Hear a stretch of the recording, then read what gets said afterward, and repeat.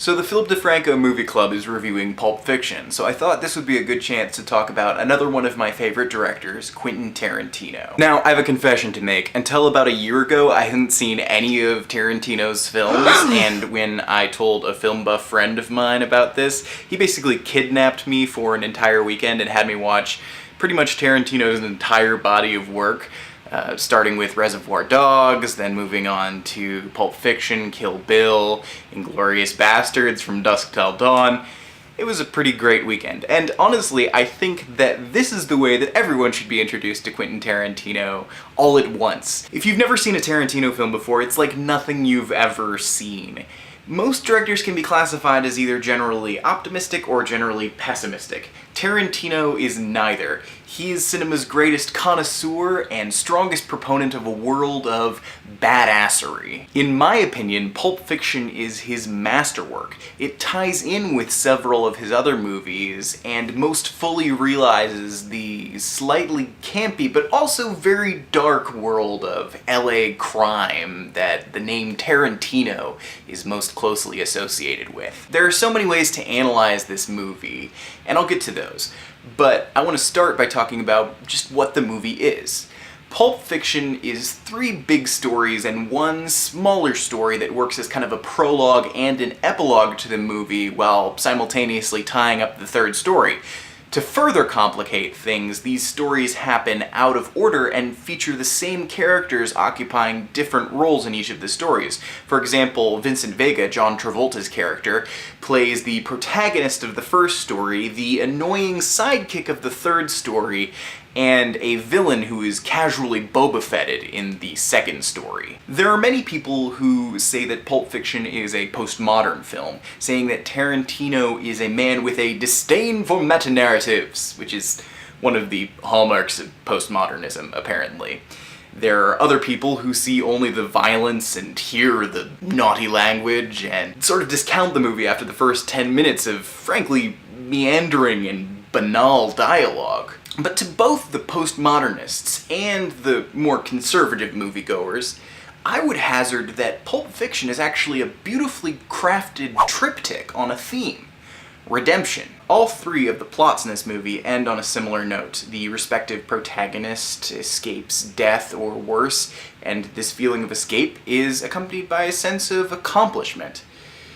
But it's not what they've accomplished that matters to the theme of the movie, it's what they do with the revelation that they've been given through this near-death experience. That's what matters to the theme of this movie. Tarantino has a wonderful, if twisted, sense of justice. You can see it in Inglorious Basterds, a alternate universe World War II film in which the Jews get revenge. You can see it in Kill Bill, a movie in which a mother kills basically everyone she knows so that she can avenge the death of her daughter and husband. You can also see it in Pulp Fiction, although a little bit differently. What Tarantino seems to be arguing with this film is that in our lives we are faced with rare but significant moments which can, and I believe Tarantino argues should, be called miracles. When these moments happen, we are faced with a choice of what we are to do with the knowledge that this miracle has happened. The miracle for Bruce Willis's character, Butch, takes a very interesting form. Him and a mob boss that he owes money to, Marcellus Wallace, are kidnapped and faced with horrible, violent, rapey death, and Bruce Willis escapes. But as he's leaving, he's faced with a choice. Will he leave Marcellus Wallace to die, or will he go back and risk his own life? With no guarantee that Marcellus Wallace will be forgiving, fortunately for Bruce Willis, he chooses to do the right thing and is rewarded with a settled score and a chance at a new life. The miracle for Samuel Jackson's character, Jules, is the most obvious because he waxes eloquent about it for the last few minutes of the movie. But the interesting thing is that upon second viewing, Pulp Fiction almost takes on the dimension of a morality play.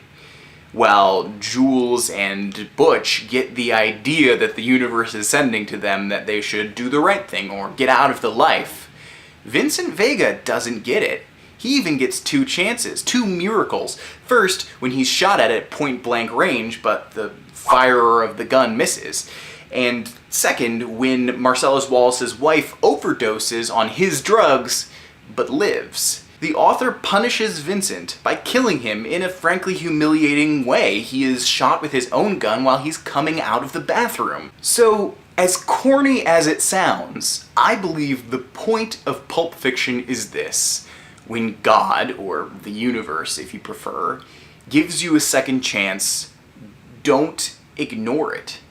This is a lesson that has been preached in countless sermons and after-school specials and AA meetings, and it's a lesson that has been repeated so many times that it has frankly become trite.